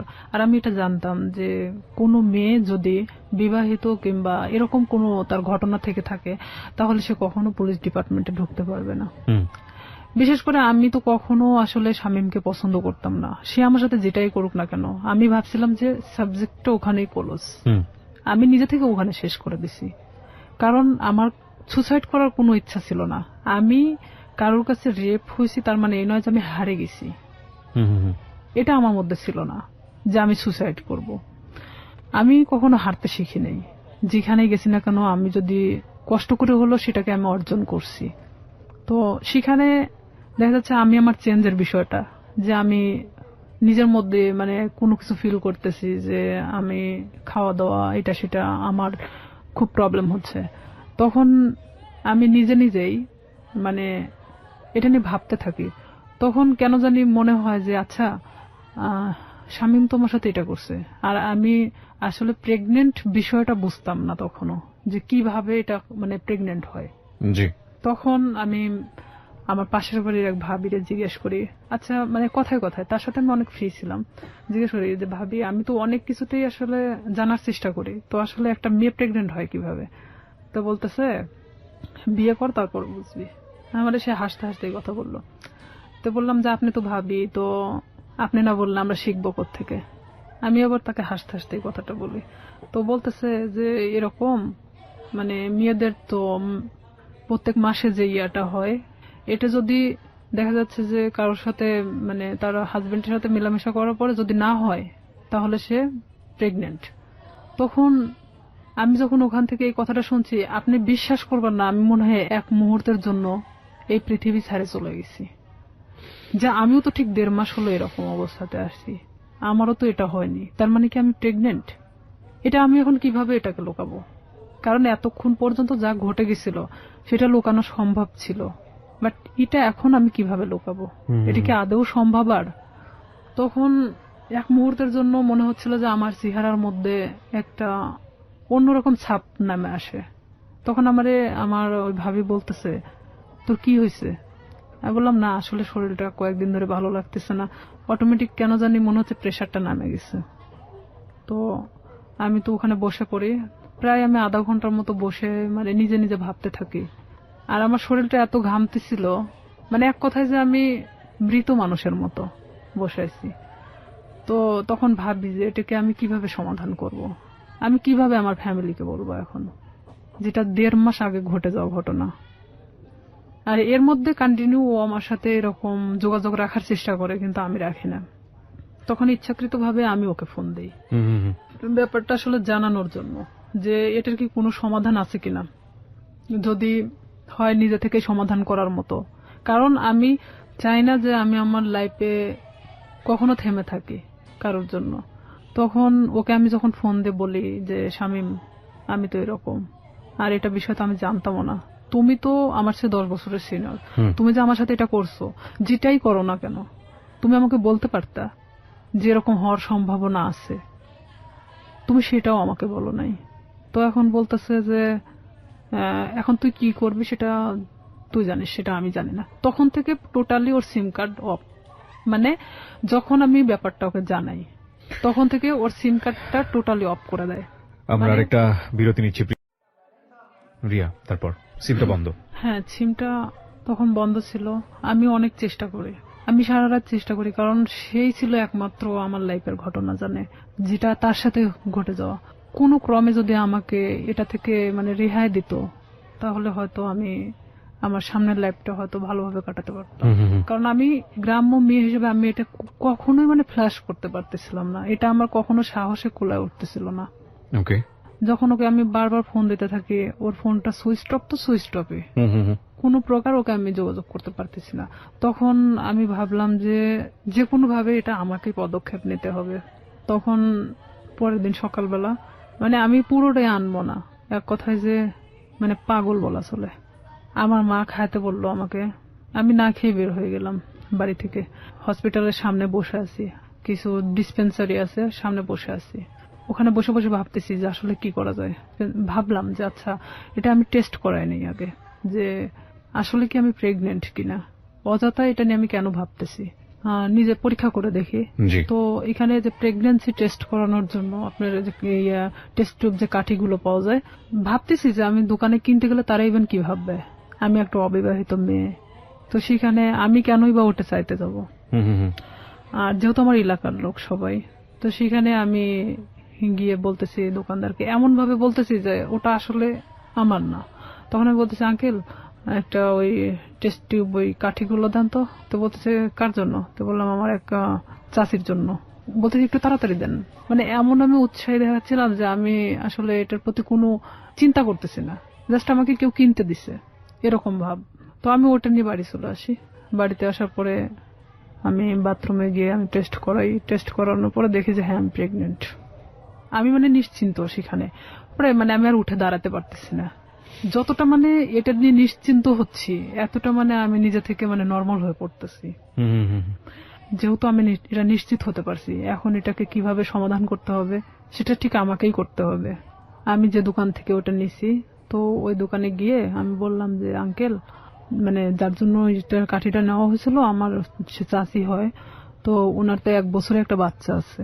তো আসলে এটা সত্যি যে আমার চাচিমার 1 বছরে একটা বাচ্চা ছিল। আমি বলতেছি ওনার তো 1 বছরে একটা বাচ্চা আছে, তো উনি আবার তো প্রেগনেন্ট, তো উনি এটাকে অ্যাবর্শন করাতে চাচ্ছে। তো বলতেছে কয় মাস? তো বললাম যে সঠিক তো আমি জানি না। তো বলতেছে যে তুমি শুনে আসিও, তাহলে সেই অনুযায়ী মানে বলা যাবে। তো আমি সেই মুহূর্তের জন্য ভাবলাম যে আসলে এটা আমার একদিন ওয়েট করাটা উচিত, যেহেতু এখানে পুরোটা আমি নিজেকে এড়ানোর চেষ্টা করতেছি। পরের দিন সকালে আবার যাই, যাওয়ার পরে বলতেছি যে আমার কাছে বলা হয়েছে 1.5 মাস। তো বলতেছে যে 1.5 মাস হলে আসলে তো আসলে এইভাবে তো এগুলো খুব সেন্সিটিভ একটা জিনিস, অনেক রিস্কি হয়ে যায়। তো থাক না, 1 বছরে যেহেতু বাচ্চা আছে এটা থেকে যাক, সমস্যা কি? তাই আমি বলতেছি আসলে আমার চাচাও তো খুব একটা ভালো দেখে না, তো ওই ক্ষেত্রে আসলে চাচি চাচ্ছে না যে বাচ্চাটা রাখুক। তো এখানে আমি বলতেছি না, আসলে আমাকে তো খুব জোর করে বলছে যে বাচ্চাটা সে রাখবেই না। তো সেখানে যদি আপনি পারতেন ওষুধটা দিলে উপকার হতো। তো আমি আসলে সেভাবে উৎসাহ দেখাচ্ছি না, কারণ এখানে দেখাতে গেলে দেখা যায় যে নিজেরটা একটু মানে বেশিটা বাড়ায় আসে। তখন আমি 2-3 বার রিকোয়েস্ট করার পরে তো বলতেছে যে আসলে এটা তো কোনো খুব হাই রিস্ক, তো প্রেগন্যান্সি থেকে থাকে তাহলে কি উনি নিশ্চিন্ত? তো বললাম হ্যাঁ নিশ্চিত যে প্রেগন্যান্ট উনি। ওষুধ আমাকে দিল, দেওয়ার পর বলতেছে এই ওষুধগুলো ওনাকে 4টা ওষুধে একসাথে খেতে বলবেন, 12 ঘন্টার মধ্যে এটা অ্যাবর্শন হয়ে যাবে, কিন্তু ব্লিডিং হতে থাকবে। এটা কিন্তু ওনাকে ব্লিডিংটা নিয়ন্ত্রণ করার জন্য তাকে কিন্তু ট্রিটমেন্ট নিতে হবে, আমাকে এই কথা বললো। আমার চিন্তা যে আমি খাওয়ার পরে যদি অ্যাবর্শন হয়ে যায় তারপর আমি মারা গেলে যাক, বাঁচি মরি, ওটার কোনো সমস্যা নেই। আমি তখন চিন্তা করতেছি যে যেটাই হোক না কেন আমি যে কোনো ভাবে বোঝাতে পারবো তাদেরকে যেটা আমার নর্মালি এটা আমার হয়ে গেছে। তখন আমি বাড়িতে চলে আসি। বাড়িতে আসার পরে আমি এই জিনিসটা রাত্রেবেলা খাই। খাওয়ার পরে আমার ঠিক রাত 12টা 12:30টার দিকে আমার পেটে অনেক পেন করে, অনেক ব্যথা করতেছিল। আমি কিছুতেই মানে ঠিক থাকতে পারতেছিলাম না। এদিকে আমি তো আমার একা এক রুমে থাকি, আমি অনেক কান্নাও করতেছিলাম, কিন্তু কারোকে আমি বুঝতে দিচ্ছিলাম না তাহলে কতটা কষ্ট পাচ্ছিলাম ওই মুহূর্তের জন্য। তারপরেও আমি বারবার শামীমরে ফোন লাগাচ্ছিলাম যে এখনো যদি ওকে আমি ফোনে পাই। ওকে আমি কোনো মতে ফোনে পাচ্ছিলাম না। আপনি কি করবেন? ওকে তো আপনি লাভও করতেন না। আমার রাগ হচ্ছিল প্রচন্ড, যার কারণে আমি ওরে ফোন দিচ্ছিলাম। পরে এভাবে যখন রাত 12টা 12:30টার দিকে আমি বুঝতে পারি যে হয়তো আমার ইয়াটা হয়ে গেছে, তখন আস্তে আস্তে আমার ব্যথাটা কমে আসছিল। আমি যখন বিছানা থেকে উঠে দাঁড়াইছি আমার পুরো এতটাই ব্লিডিং হয়েছে যে বলা চলে যে অনেকটা, কথা বলতে পারতেছি না। পাশের রুমে আমার বড় বোন থাকতো, তো আমার বড় বোনকে একবার ডাক দিলাম, তারা তো গভীর ঘুমে আছে। 2-3 বার ডাক দেওয়ার পরে শুনলো, শোনার পর বলতেছি কি হয়েছে? তো বললাম আমি না খুব অসুস্থ। তা আমি শুধু দরজাটা খুলে দিয়ে চলে আসলাম। আয়সা আমি মানে কোনো মতে ঠিক থাকতে পারতেছি না, মানে আমার পেটের ব্যথাটা নাই, বাট এত পরিমাণ ব্লিডিং হচ্ছে যে আমার শরীর থেকে বলা চলে যে সব রক্ত বের হয়ে গেছে। পরে আমার বড় বোন, ও তো তখন প্রেগনেন্ট ছিল, পুরো প্রেগনেন্ট, তখন বাচ্চা হওয়ার জন্য আমাদের বাড়িতে আসছিল। আমার যে ব্লিডিং হচ্ছে মানে এটা তো অনেক নার্ভাস ছিল যে কেন এটা হলো। তখন ও দৌড়ে গিয়ে মাকে ডাকে, মায়ের রুম থেকে মা উঠে আসে, আমার বাবা উঠে আসে, আমার ভাইও আসে। তখন আসে বলতেছে হঠাৎ এরকম কেন হলো। তো এইখানে আমি বললাম আমি জানি না, আমি তো ঘুমাচ্ছিলাম, হঠাৎ আমি এটা মনে হলো যে আমি বাথরুমে যাব, তো ওঠার পরে দেখি যে এই অবস্থা, কিন্তু কেন হয়েছে আমি বলতে পারি না। এই বলার পরে মানে আমি অনেক মানে থরথরে কাঁপতেছিলাম, কারণ আমার শরীরে কোনো রক্ত নাই। তখন আমি মানে আমার মৃত্যুর 1 সেকেন্ড আগেও আমি কারোর কাছে ছোট হতে চাচ্ছি না। যে আমি কখনোই যে আমি যে রেপ হয়েছি এই কথাটা আমি কাউকে বলতে চাচ্ছি না, কোনো মতেই না। তখন আমার বড় চাচি আসে, আসার পরে সে বলতেছে যে ওর তো যেভাবে ব্লিডিং হচ্ছে তাতে তো ওকে বাঁচায় রাখা কঠিন হয়ে যাবে। তো আমার মা তো ডিম সিদ্ধ দিল, যে ডিম তো একটা শক্তিশালী জিনিস, দুধ ডিম আমারে খাওয়ানোর চেষ্টা করলো। তো আমি ওই মুহূর্তের জন্য খাইলাম, কারণ ওই মুহূর্তে আর আমার রুচিতে সমস্যা ছিল না। মানে আমার যে একটা খাবার প্রবলেম ছিল, এই প্রবলেমটা তখন ছিল না। পরে আমাকে তো হসপিটালে নিয়ে যেতে চাইলো, কিন্তু আমি কোনো মতে হসপিটালে যাচ্ছি না। যে আমি যদি হসপিটালে যাই, আর ওই যে ডাক্তারের থেকে আমি ওষুধটা নিয়ে আসছি, ডাক্তার বলতে ডিসপেন্সারি থেকে, সেই ডিসপেন্সারিটা ছিল ঠিক হসপিটালের গেটের সামনেই। আমার কথা আমার মৃত্যু হয়ে যাক, কিন্তু আমি কখনোই হসপিটালে যাব না। আমি এক কথায় আমার মাকে বলেছিলাম যে না, ওখানে গেলে আমাকে ইনজেকশন দিবে। আমি মানে ওর সিরিঞ্জকে খুব ভয় পেতাম ছোট থেকেই। মা বলতে কি আমার সবাই জানতো যে আমি সিরিঞ্জ অনেক ভয় পাই। আমি বলতেছি না, ওখানে গেলে ডাক্তার আমাকে ধরে ইনজেকশন দিবে, আমি থাকতে পারবো না, আমি মারা যাবো। তার চেয়ে বরঞ্চ আমি এখানে মারা যাই। আমি কিছুতেই মানে হসপিটালে যেতে ইচ্ছুক না। পরে এর মধ্যে এক ডাক্তারকে নিয়ে আসা হলো, আমার বাবা গিয়ে নিয়ে আসলো। নিয়ে আসার পরে এখনো কিছু বলে নাই যে সেই দিন কি বুঝতে পারছিল কিনা যে আমি কি করছি। সে বলতেছে এটা হঠাৎ করে হওয়ার তো কোনো মানেই হয় না, এটা আসলে টেস্ট করানো দরকার। তখন আমি বলতেছি না, আমি টেস্ট করাবো না। তো বলতেছে কেন? তো আমি বলতেছি যে আচ্ছা, এটা সিম্পল একটা জিনিস, দেখবা কাল ঠিক হয়ে গেছে। তখন আমার মা বলতেছে তোর প্রবলেমটা কি, তুই কেন এগুলোকে টেস্ট করাতে চাচ্ছিস না? তাই আমি বলছি হ্যাঁ ঠিক আছে, টেস্ট করাবো, কিন্তু আমাকে যদি কোনো ওষুধ দেয় আমি খাবো, কিন্তু আমাকে যদি কোনো ইনজেকশন দেওয়া হয় আমি কিন্তু নিব না। মানে তাদেরকে আমি শুধু ইনজেকশনের ভয়টা দেখাচ্ছিলাম। তো বলতেছে আচ্ছা ঠিক আছে। তো এর মধ্যে ওই ডাক্তার যে ব্লিডিং কমানোর জন্য যে ওষুধটা দিয়ে গেছে, এটাতেই আমার অনেকটা কাজ হয়েছে। মানে আমি সকালে ঘুম থেকে উঠে দেখি বলা চলে যে আমার ব্লিডিং নাই, মানে আমার কোনো ব্লাড বের হচ্ছে না। তখন আমি মাকে বললাম, মা আমার তো আর কোনো সমস্যা হচ্ছে না, তো আমার তো আর হসপিটালে যাওয়ার দরকার নেই। তো মা বলতেছে যে তাহলে তো ভালো হয়ে যাচ্ছিস, তাহলে এই ওষুধই খা। তো আমি ওইভাবেই প্রায় 1 মাসের মতো আমি অনেকটা অসুস্থ ছিলাম, মানে উঠে দাঁড়াতে পারতাম না, বসতে পারতাম না। তারপরও মানে আমি দেখাচ্ছিলাম যে আমি অনেকটা সুস্থ, কিন্তু আমি শারীরিকভাবে ভিতর থেকে খুবই অসুস্থ ছিলাম। তখন আস্তে আস্তে যখন আমি আগের পর্যায়ে আবার ফেরত আসি, আমি সবকিছু ভুলে যাওয়ার চেষ্টা করি। কিন্তু শামীম আবারও যখন দেখলো যে আমি স্বাভাবিক ভালো মানুষ, নিজের মতো করে চলতে পারতেছি, তখন ও কি করলো, আমাকে আবার ফোন দেওয়া শুরু করলো। আমাকে আবার ফোন দেয়। আমি তখন এক ধরনের অনেক বকাবাজি করি, তুই আমাকে কখনো ফোন দিবি না। তখন আমি ওকে তুই তুকারি করে কথা বলতাম যে তুই আমাকে কখনো ফোন দিবি না, আর যদি ফোন দিস আমি এই বিষয়গুলো কিন্তু সবাইকে বলে দেবো। তখন ও বলে কি যে তুই কি বলবি, তোর যে ভিডিও আছে আমার কাছে এটা তুই জানিস। আমাকে ঠিক এইভাবে বলা হয় যে সেদিনকার ঘটনা যে আমার কাছে ভিডিও আছে আমার ফোনে, তুই কি এটা জানিস? আমি মানে ক্রমশ মানে নিজের সাথে মানে যুদ্ধ করতেছি মনে হচ্ছে আমার মধ্যে একটা গেরিলা যুদ্ধ শুরু হয়েছে। তখন আমি অনেকটা শর্ট হয়ে যাই যে আসলে এটা কি হচ্ছে, আমি কি একটা করে সমস্যা আমি এভাবে সমাধান করবো আর একটা করে সমস্যা আমার সামনে এসে দাঁড়াবে? আমি ওকে বলি যে শামীম, এটার বিনিময়ে তুমি কি চাও? আমাকে ভিডিওটা দিয়ে দিতে হবে। তো বলতেছে তার বিনিময়ে আমি যখন যেভাবে চাইবো তখন তোকে সেইভাবে আসতে হবে। আমি বলি এটা অসম্ভব, কারণ আমি যখন অনেকটা কষ্টের মধ্যে ছিলাম, প্রেগনেন্ট ছিলাম, তখন একটা বারের জন্য আমার পাশে এসে দাঁড়াও নাই। আমি এই জিনিসটাকে কিভাবে সমাধান করছি পুরোটা আমার নিজের মতো করে। সেখানে যদি একবারের জন্য ফ্ল্যাশ হতো তখন কি হতো? আসলে এখানে মূল উদ্দেশ্য আর একটা ছিল যে ওকে না পছন্দ করার।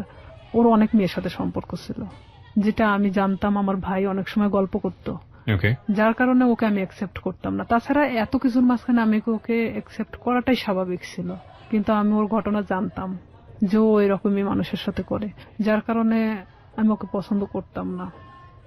তখন ও বলে কি, তুই যদি কালকে সকালে আমার বাসায় না আসিস আমি তাহলে তো কিন্তু এই ভিডিওটা দেখবি যে কালকে বিকেলবেলা সবার হাতে চলে গেছে। আমি একবার ভাবতেছিলাম যে আমি কি আমার ফ্যামিলিকে কথাটা জানাবো, আবার এটাও ভাবতেছিলাম যে এটা কিভাবে সম্ভব আমি এই কথাগুলো তাদেরকে বলবো।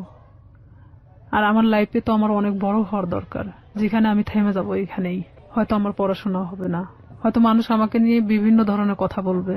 আমি কিভাবে সম্ভব যে আমি সামনের দিকে আগাবো?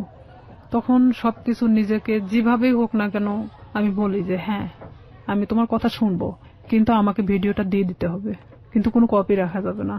তো আমাকে বলে যে ঠিক আছে আমি দিয়ে দিব, কিন্তু কিছুদিন পর, আগে দেখি যে তোমার মতিগতিটা কি। তখন নেক্সট টাইম আমি ওর বাসাতে আরেকবার যাই।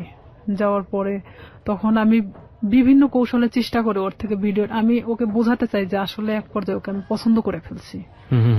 তখন ওকে আমি এভাবে বলি যে ঠিক আছে ভিডিওটা আমাকে দেখাও, আমি নিব না, বাট আমাকে দেখা, প্রয়োজন হলে তুমি আরো ভিডিও করো, সমস্যা নেই, কারণ এখন আমি তোমাকে পছন্দ করি। আমি তাকে ঠিক এভাবে বোঝাচ্ছিলাম যে আমি ভিডিওটা যে কোনো কৌশলে নিতে চাচ্ছিলাম। তখন এক পর্যায়ে ওর বাসাতে আমি 2 থেকে 3 বার যখন যাই, যাওয়ার পরে ওর এক ধরনের হয়তো বিশ্বাস হয়ে যায় যে আমি হয়তো তাকে পছন্দ করি এখন। তখন সে কি করে, ভিডিওটা একদিন আমাকে দেখাচ্ছিল, মানে তো সেদিন ওর বাসাতে ওর মা আছে, কিন্তু আমি পিছন দরজা দিয়ে ঢুকছি, আমাকে কখনো ভিতরে কথা বলতে দিত না। তো ভিডিওটা যখন আমি দেখছিলাম, ওর মা তখন মানে রুমে নক করতেছিল, তখন ও আমাকে বলে কি যে তুমি ওই পাশে ওয়ার্ডরোবের ওই পাশে দাঁড়াও, আমি দরজাটা খুলি। তখন ও ঠিক দরজাটা খুলে ওর মার সাথে কথা বলে, ও ফোনটা আমার কাছে রেখে চলে যায়। ওর মার সাথে যখন কথা বলতেছিল তখন আমি ফোন থেকে আমার মেমোরি কার্ডটা বের করে নিই, ও তখন আমি বুঝতে দেইনি, কিন্তু আমি জানতাম না যে ও সেটা কপি করে অন্য কোথাও রাখছে। মানে এটা যে শুধু ওর কাছে একটা না, কপি করে অন্যান্য জায়গাতে বসে রেখেছে। হ্যাঁ, অন্য ওর মেমোরি কার্ডেও ছিল। কত সালের ঘটনা এটা আপনারা? এটা ওই 2007-এর শেষে, 8-এর দিকে। 2007 কিংবা 8 আমি যতদূর জানি যে আইসিটি যে নিয়ম নীতি বা আইন বা অ্যাক্ট সেগুলোও কিন্তু হয়নি। হ্যাঁ, আইন সম্পর্কে অতটা আমার ধারণা ছিল না, আর আমি তো অনেক ছোট ছিলাম তখন, সাথে তখন আমি 8-এ পড়ি। রাইট, ওকে। কপিটা নিয়ে আসার পরে ও তখন যখন মানে ফোনটা দেখছে যে ওর ফোনে মেমোরি কার্ড নাই, তখন আমি চলে আসার পরে দেখছে যে ওর ফোনে মেমোরি কার্ড নাই। তখন আমারে বলতেছে যে তুমি কি মনে করো নিজেকে খুব চালাক, আমাকে এভাবে বলতেছে। আমি বললাম কেন? তো বলতেছে যে তুমি মেমোরি কার্ডটা খুলে নিয়ে গেছো। আমি বললাম যে আমি তখন ঠিক এভাবেই বলি, আমি এটার অপেক্ষাতেই ছিলাম। তো বলতেছে তোমার ধারণা কি করে হলো যে আমার কাছে একটা থাকবে? আমি যেটা তোমাকে দেখাচ্ছিলাম সেটা কপি ছিল, আমাকে এইভাবে বললো। ও কি সত্যি সত্যি ভিডিওটা করেছিল? হ্যাঁ, ছিল। ওকে। তারপরে আমি ওটা নিশ্চিন্ত হওয়ার জন্য দেখলাম, এই মেমোরি কার্ডটা আমার ফোনে তুললাম, তুলে দেখি যে হ্যাঁ, সেই দিনের যে ধস্তাধস্তির ঘটনাটা ছিল সেটাও পুরোটাই ওর প্ল্যান মাফিক ছিল। ওকে। তখন ওর ফোনটা যে ওর ওয়ার্ড্রোপের উপর মানে ভিডিও হচ্ছে এটা আমি জানতাম না তখনকার জন্য। তখন আমি যখন মেমোরি কার্ডটা বাথরুমের মধ্যে ফেলে দেওয়ার পর আমি ভাবি যে এটা নিশ্চিন্তে শেষ। কিন্তু যখন আমাকে ফোন দিয়ে কথাগুলো বলা হয় যে তুই কি জানিস যে এটার আর একটা কপি আছে, তখন আমি না অনেকটা আবার হয়ে যায় যে আমি এখন এর প্রতি আবার কিভাবে বিশ্বাস ধরাবো। আর না হলে তো সে আমাকে এইভাবেই ব্যবহার করতে থাকবে সারাটা জীবন। কারণ তখন আমি বলতাম যে তাহলে তুমি আমাকে বিয়ে করো, যেহেতু তোমার আমাকে দরকার, তাহলে তো আমি তোমাকে ছেড়ে চলে যাচ্ছি না। দেখুন, একটা মানুষ তার সামাজিক সম্মান বাঁচানোর জন্য কত বড় কত ভয়াবহ রকমের রিস্ক নেয়, অথচ আমরা একটা মানুষের সুযোগ পেলেই তার সামাজিক সম্মানকে জেনে না জেনে কিভাবে ক্ষতিগ্রস্ত করি। আমরা ফিরে আসবো প্রিয় শ্রোতা, মাত্র 4 মিনিটের বিরতি নিচ্ছি। 4 মিনিট পরে এই জীবন গল্পে আবারও ফিরছি, আশা করছি আমাদের সাথেই থাকবেন। ছিলাম রিয়া, আপনি যেটা বলছিলেন যে আপনি জানতে পারলেন যে আরো একটি কপি ওর কাছে আছে। হ্যাঁ, আমি তখন এটাই ভাবতেছিলাম যে তাহলে ওর প্রতি আমি আবার কিভাবে এই জিনিসটা বিয়ে করার প্রস্তাব দিলেন, প্রস্তাব দেই। তখন ও এরকম বলে যে না, আমি পড়াশোনা করতেছি, তো এখন তো বিয়ে করা সম্ভব না, ফ্যামিলি থেকেও তো এখন বিয়ে দিবে না, বিয়ে করার দরকার নেই, তাহলে আমাকে কিসের দরকার, আমরা এভাবে সম্পর্ক চালায় যাই, সময় হলে বিয়ে করে নেব, এই কথা বলে।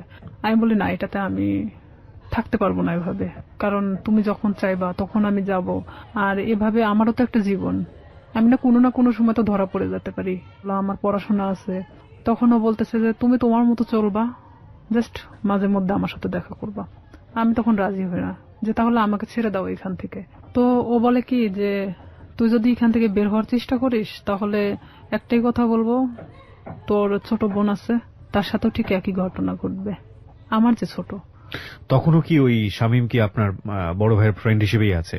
হ্যাঁ, তখনও আছে। তো আমার ফ্যামিলি তো তখনও জানতো না যে তার সাথে আমার সম্পর্ক এরকম চলতেছে। তখন ঠিক 1 বছরের মাথায় এসে আমার ফ্যামিলি জানে যায়। কিভাবে জানলো, মানে আমি যে ফোনে কথা বলতাম, শামীমের নাম্বারটা আমার ফোনে অন্য নামে সেভ করা ছিল, একটা মেয়ে নামে সেভ করা ছিল, মেয়েদের নামে। আমি ফোনটা রেখে গোসল করতে যাই, আমাদের তো বাড়িটা নদীর পাশে, তো নদীতে গোসল করতে যাই, তখন আমার বড় বোন ফোনটা দেখতে দেখতে শামীমের নাম্বারটা, মানে সে দেখে ভাবে যে এই নাম্বারটাও সম্ভবত আমার ভাইয়ের ফোনেও দেখছে। আচ্ছা। তখন আমার বোন এই নাম্বারটা নিয়ে এসে তার সাথে মানে অ্যাড করে। আর এই নাম্বারটা এখানে একটা মেয়েদের নামে সেভ করা, তার মানেটা কি? তখন আমার বোনের মানে অলরেডি বাচ্চা হয়ে গেছে, 7 দিন না 8 দিন বয়স। তো সেখানে ও যখন ভাইয়ের সাথে ডিসকাস করে এই বিষয়টা নিয়ে যে নাম্বারটা কার, তখন দেখছে যে এটা শামীমের নাম্বার। তখন আমি যখন বাড়িতে আসি গোসল শেষ করে চেঞ্জ করার পরে আমার ভাই আমাকে ডাকে। সে কিন্তু আমার সাথে কথা বলে না, ডাকতে বলতেছে যে এই নাম্বারটা কার। তখন এক পর্যায়ে আমি মনে চুমকে উঠি, প্রশ্ন করতেছে কেন। তখন আমি না চুপ মেরে তাকায় আছি। তখন বলতেছে যে নাম্বারটা কার। তো আমি বলতেছি শামীমের। তো বলতেছে যে শামীমের নাম্বার তোর ফোনে কেন? বুঝলাম তোর ফোনে আছে, কিন্তু অন্য একটা নামে কেন? তখন মানে আমি কোনো কথা বলতে পারি না, চুপচাপ দাঁড়ায় আছি। আমার ভাই আমার একটা থাপ্পড় মারে, এমন ভাবে মারে আমার মানে এই গালটা ফাটে রক্ত বেরোয় যায়। বড় ভাই? হ্যাঁ। তখন আমার মা ধরার পরে বলতেছে যে মারামারি বাদ দিয়ে আসলে ঘটনাটা কি হয়েছে সেটা জানে। তখন আমার মা আমাকে জিজ্ঞেস করলো যে তার সাথে তোর কিসের সম্পর্ক। তো আমি তাদেরকে বললাম যে সে আমাকে পছন্দ করে, আমিও তাকে পছন্দ করি। ঠিক ব্যাপারটা নর্মালি বলে দিলাম। আসলে কি পছন্দ করতেন? এক পর্যায়ে এই 1 বছরের মধ্যে তার সাথে আমি এভাবে মানে পছন্দ হয়ে গেছে যে আমি তো তাকে, সে আমাকে ছাড়তেছে না আর আমিও তার থেকে বের হতে পারতেছি না। তো আমি জানতাম যে আমার লাইফটা এভাবেই চলবে যতদিন হয়তো এখান থেকে সে আমাকে মুক্তি না দিচ্ছে কিংবা আমাকে বিয়ে না করতেছে। আর আমি তখন থেকে এটাই চিন্তা ভাবনা নিয়ে নিলাম যে যেভাবেই চলুক না কেন, যতদিন নিজের পায়ে মানে নিজে না দাঁড়াতে পারতেছি আমি প্রতিবাদ করব না এটা নিয়ে। তখন আমার ভাই আমাকে অনেক মারার পরে বলতেছে তুই জানিস ওর সম্পর্কে? আমি বললাম যে হ্যাঁ আমি জানি। তো বলতেছে যে কি জানিস তুই? তো বলতেছি যে ও যে অনেক মেয়ের সাথে সম্পর্ক ছিল কিন্তু এখন তো নাই, ও আমাকে সবকিছুই বলছে। তো বলতেছে যে ওর যে এখনো রীতা নামে একটা মেয়ের সাথে সম্পর্ক আছে তুই জানিস? তাই আমি বললাম যে হ্যাঁ আমি জানি, আমি কিন্তু কিছুই জানি না, তারপর আমি স্বীকার করতেছি যে হ্যাঁ জানি। তো বলতেছে যে তোকে কি বলছে? তাই আমি বললাম যে হ্যাঁ তার সাথে নাকি সম্পর্ক ছিল এখন নাই। তো বলতেছে ও যে গত পরশুদিনও আমার সাথে গিয়ে দেখা করে আসলো রীতার সাথে, তোকে এই কথাটা বলছে? আমার ভাই কিন্তু নর্মালি আমাকে এভাবে জিজ্ঞেস করতেছে। তাই আমি বলতেছি হ্যাঁ আমাকে বলছে। তো আমি আসলে তাদের মধ্যে তাল পাকায় দিচ্ছিলাম এরকম যে শামীম যদি আমাকে বলে থাকে তাহলে রীতার সাথে কেন সম্পর্ক? তাহলে শামীম আমার সাথে তাহলে এ ধরনের কি ধরনের খেলা খেলতেছে? তখন আমার ভাই বলে যে তুই আরো একটা বিষয় শুনে রাখ, শামীমের সাথে তুই সম্পর্ক রাখিস না। যতই আমি তোকে মারধর করে যাই করি না কেন, তারপরেও তুই আমার বোন। ও আমাকে মারার জন্য তোকে বাঁচা নিছে। আমি বললাম কেন? তো বলতেছে যে একটা বিষয় নিয়ে ওর সাথে আমার গন্ডগোল হয়েছে, যার কারণে ও আমাকে এমন ভাবে মারতে চাচ্ছে যেটা মৃত মানুষের চেয়েও অন্যরকম একটা ইয়া।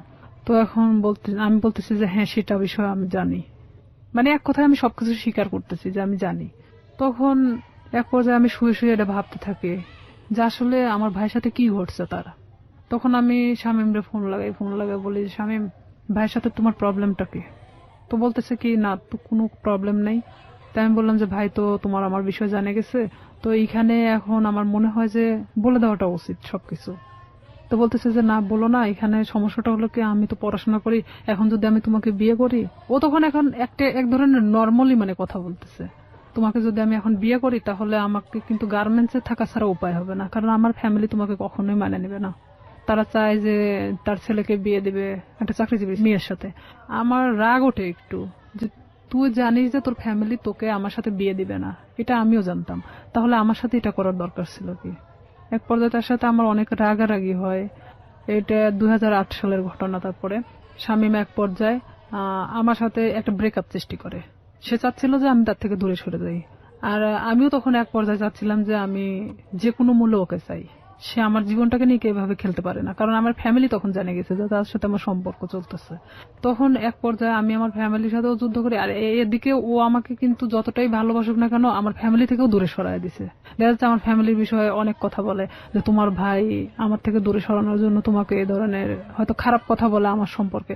তো আমি দেখতাম যে অবশ্যই আমার ভালোবাসার সম্পর্ক ফাটল ধরানোর জন্য তারা হয়তো এই ধরনের তার খারাপ বিষয়গুলো তুলে ধরে। তো এক পর্যায়ে আমার ফ্যামিলির সাথে কথা বলা বন্ধ করে দেই আমি। 2011 সালে ওর সাথে আমার ফুললি ব্রেকআপ হয়ে যায়, মানে ওর সাথে আমার কোনো প্রকার যোগাযোগ নেই। আর হঠাৎ করে মানে ও ফোনটা অফ করে দিছে, কোনোভাবে খুঁজে পাওয়া যাচ্ছে না, মানে আমি অন্তত ওকে খুঁজে পাচ্ছি না। এক পর্যায়ে এলাকার এর মধ্যে সবাই জানে গেছে যে শামীমের সাথে আমার সম্পর্ক, কিন্তু এই যে পূর্বে যে ঘটনাটা যে সম্পর্কটা সৃষ্টি হলো কোথা থেকে এটা কিন্তু কেউই জানতো না। ব্রেকআপের পরে আমি দিশেহারা হয়ে যাই যে আমি এখন কি করব। তখন এর মধ্যে 2010 সালে তো আমি এসএসসি পাস করছি। অলওয়েজ সময় নিয়োগপত্র দেখে থাকি যে কখন কোথায় নিয়োগ দিচ্ছে। এক পর্যায়ে দেখি যে হ্যাঁ পুলিশে নিয়োগ দিচ্ছে, কিন্তু আমার বয়স হয়নি, 18 বছর পূর্ণ হয়নি। দিশেহারার মতো আমি একজন ঘুরি, এবং ঘুরতে ঘুরতে এক পর্যায়ে আমি ভাবি যে না, আমার একমাত্র এখন বাঁচার উপায় আমার নিজেকে চালানোর মতো একটা লাইফ তৈরি করতে হবে। 2012 সালের সেপ্টেম্বরের দিকে একটা নিয়োগ হয় পুলিশ ডিপার্টমেন্টে। এর মধ্যে কিন্তু শামীমের সাথে আমার কোনো প্রকার যোগাযোগ নেই, কোনো প্রকার সম্পর্ক নাই। আর ওকে, কিন্তু মনের মধ্যে ভয়টা কাজ করে, না জানি কখন ভিডিওটা পাবলিশ করে দেয়, তাই কি? নাকি ও ভিডিওটার বিষয়টাও ছিল। আর একটা কথা যে এক পর্যায়ে আমি ওকে ভালোবেসে ফেলছিলাম। আর একটা বিষয় যে আমার এটা চিন্তা ছিল যে তুই যদি ভিডিওটা ফ্ল্যাশ করিস অন্তত আমি তোর গলায় ঝুলে যাব। আমি জানতাম যে তারপরে পাবলিসিটিতে এটা দেখাবে না।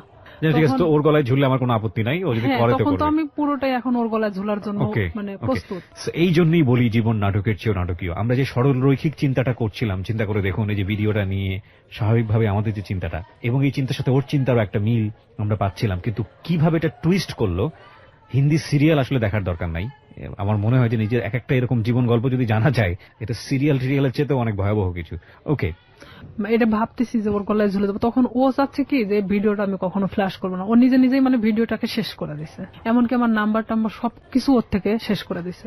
এক পর্যায়ে ওর নাম্বার টাম্বার যখন সব চেঞ্জ করে নিছে, তখন তো ওর সাথে কোনো যোগাযোগের কোনো ইয়ে নাই আমার। আমি তখন দিশেহারা একটা যে আমাকে এখন আমার লাইফের দিকে আগাতে হবে, যেভাবে হোক আমি একটা সরকারি চাকরি করব। 2012 সালে যখন এই সেপ্টেম্বরের দিকে এই নিয়োগটা হয়, আমার ভাই চাচ্ছিল না যে আমি পুলিশ ডিপার্টমেন্টে আসি, কারণ ও অনেক আগেই কিন্তু ডিপার্টমেন্টে যোগদান করছে। আমার ভাই না চাওয়ার কারণ একটাই, সে চাচ্ছিল যে আমি যদি পুলিশে ঢুকি নিশ্চিত আমি শামীমকে বিয়ে করব। আর আমার ভাই কোনো মতেই শামীমকে মানে নিতে পারতেছিল না। তাতে আমাকে ত্যায্য করতে তারা রাজি আছে, কিন্তু শামীমকে কোনো মতে তারা মানতেছে না, কারণ ও এর আগেও আমার ভাইয়ের জানা মতো অনেক মেয়ের সাথে এই ধরনের ঘটনা ঘটাইছে। কিন্তু আমার সাথে কি ঘটনাটা ঘটছে এটা তো আমার ফ্যামিলির এমনকি কেউই জানতো না। তখন আমার বাবাকে বললাম যে অমুক দিন তো নিয়োগ, তা আমি তো দাঁড়াতে চাচ্ছি। তো আমার বাবা বলতেছে যে আমার ভাইয়ের নাম তো বলতেছে পছন্দ করে না, আর এটা যদি আমি দাঁড়াতে সম্মতি দেই তাহলে দেখা যাবে যে এটা নিয়ে অনেক বাড়িতে এক ধরনের মারামারি শুরু হয়ে যাবে। তাই আমি বললাম যে যা হয় হবে, আপনি যদি আমাকে টাকা দেন দিবেন, না দিলে আমি এমনিতেই যাব, কারণ আমার তো কোনো লোক ধরা নাই, আমি শুধু যাবো এই টাকাটাই চাচ্ছিলাম। তখন আমার বাবা আমাকে 2000 টাকা দেয়, আমি ওই টাকা নিয়ে পাবনা চলে যাই দাঁড়াতে। এক ইয়েতে আমাকে সিলেক্ট করে, কারণ আমি 5 ফিট 9 ইঞ্চি আর আমি একটা স্ট্রং বডির মানুষ। তো দেখার পরে আমাকে সবার পিছন থেকে নিয়ে যাওয়া হয়, ওখানে মাপে ওয়েটে সবকিছু দেখে আমি ঠিক হই। মেডিকেলেও দেখা যাচ্ছে আমার কোনো প্রকার সমস্যা নাই। যাই হোক, চাকরিটা হয় আপনার শেষ পর্যন্ত? হয়। তারপরে আমার চাকরিটা হয়, ওখান থেকে আমি বাড়িতে আসি। বাড়িতে আসার ঠিক আধা ঘন্টা 1 ঘন্টা পরে আমার ফোন আসে একটা আনোয়ার নাম্বার থেকে। ফোন আসার পরে ওইটাই ছিল শামীমের নাম্বার। তখন শামীম আমাকে বলতেছে যে শুনলাম তোমার নাকি চাকরি হয়েছে। তাই আমি বললাম হ্যাঁ। তো আমি বললাম যে এতদিন পর আমাকে আবার খোঁজ নেওয়া। তো বলতেছে আসলে আমি অনেক সমস্যার মধ্যে ছিলাম, আমার প্রত্যেকটা ফোন আমার ফ্যামিলি কেড়ে নিছিল। মানে এটা কিন্তু পুরোটাই মিথ্যা কথা। আমি জানতাম, জানা সত্ত্বেও মানে আমি ওর সাথে আবারও কথা বলতে থাকি। ভালো লাগে আপনার? হ্যাঁ, যেহেতু আমি ওকে মনে প্রাণে চাচ্ছিলাম, আমি আবারও ওর সাথে কথা বলতে থাকি। আমি এর মধ্যে ট্রেনিং এ চলে যাই, ট্রেনিং শেষ করি, ডিস্ট্রিক্টে যখন জয়েন্ট করি।